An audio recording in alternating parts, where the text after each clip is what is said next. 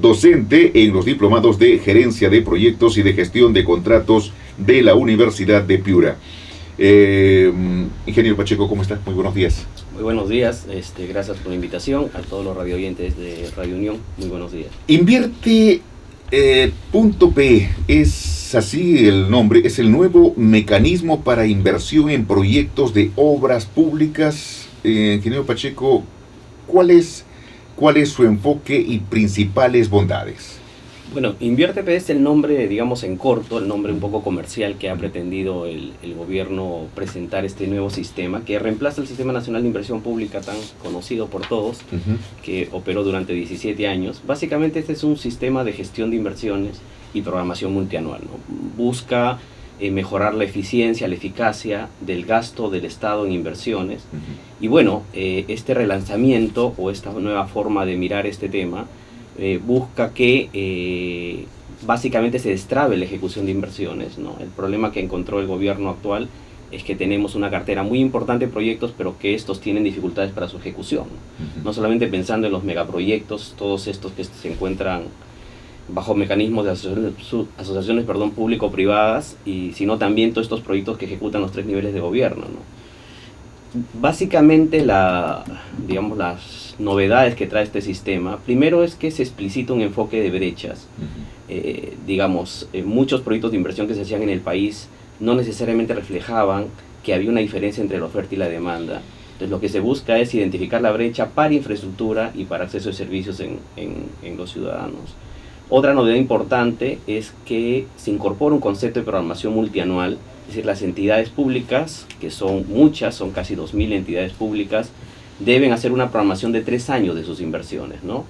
Aún cuando estamos limitados por la asignación de presupuesto que es anual, pero las entidades deben hacer un esfuerzo para tener una cartera trianual de proyectos. Lo tercero es que se busca que las entidades públicas tengan la facilidad de formular, evaluar y aprobar sus propios proyectos.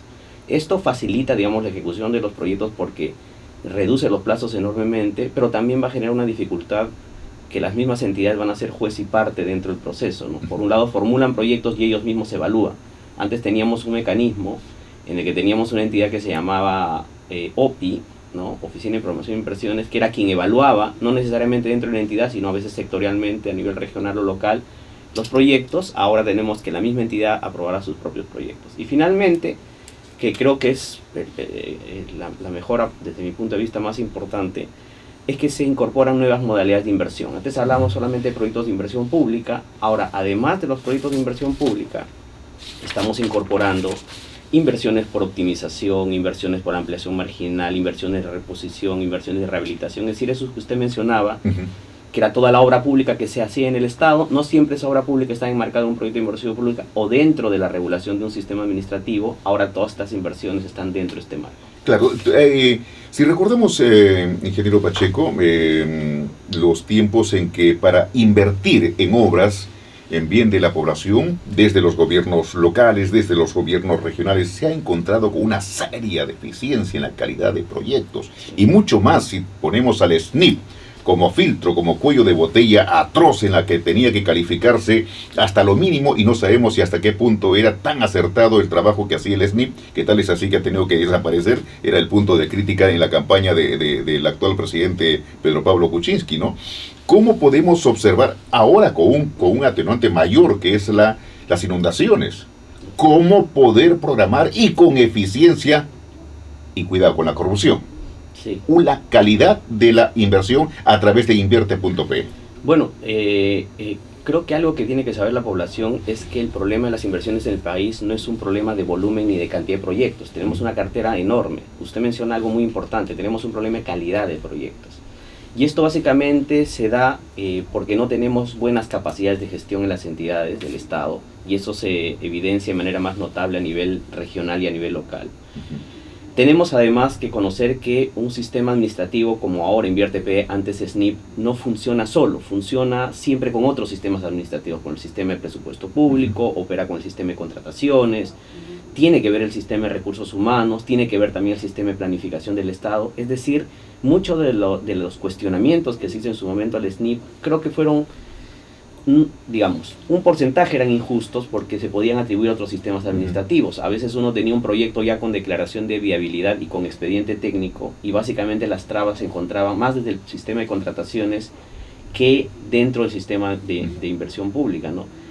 Sin embargo, usted también menciona algo importante. No solamente son las capacidades de gestión de quienes operamos estos sistemas en el Estado, sino efectivamente el nivel de ética que tienen los funcionarios, y que a veces, aun cuando el Estado se preocupe mucho en regular, si un funcionario público, digamos, está un poco ajeno a la línea ética en su trabajo, efectivamente siempre se da la posibilidad de que esos recursos no se dirijan a los proyectos. Que eso es lo lamentable, ¿no? Eso es lamentable, y usted también hacía referencia a la situación que vivió el norte del país hace algunas semanas, donde efectivamente se requiere no solamente el empeño de todos los sectores, porque no es un tema solamente de CENEPRED o de INDECI, ¿no?, sino que todos los sectores colaboran, pero en esta liberalización de utilizar los recursos públicos para atender de manera mucho más rápida esta recuperación de las zonas, efectivamente, si tenemos funcionarios que deciden utilizar los recursos para su propio beneficio, esto no va a prosperar. Claro, y que es doloroso. Esto de la corrupción nos tiene hasta el cuello con todo lo que viene ocurriendo.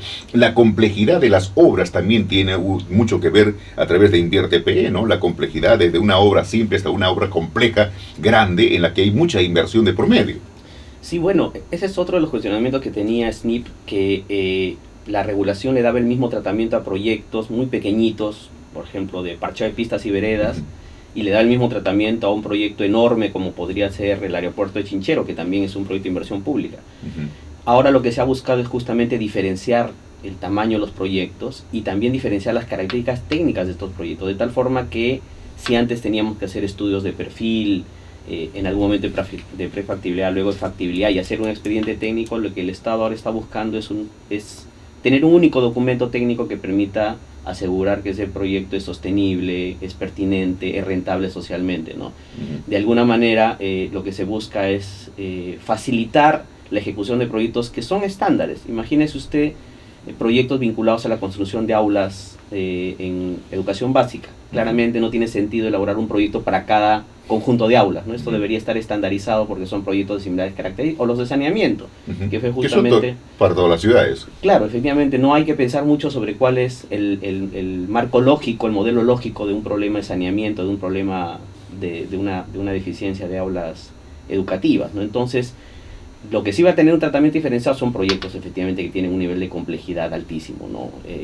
Aeropuertos, puertos, que efectivamente tienen que mirar un conjunto de cosas desde la gestión y desde la parte técnica. Entonces este sistema le daría un tratamiento diferenciado. Bueno, sin duda, ingeniero Cristian Pacheco Castillo, deseamos que Invierte.pe tenga mejor suerte que el SNIP, definitivamente, y que permita ayudar al desarrollo de nuestra querida patria que tanto lo necesita. Estamos muy lejos de la infraestructura, hablamos justamente de la carretera central que hace tiempo debió hacerse, y otros proyectos hoy día, por supuesto, con mayor exigencia en lo que es la reconstrucción de nuestro país, con cambios, como se le llama.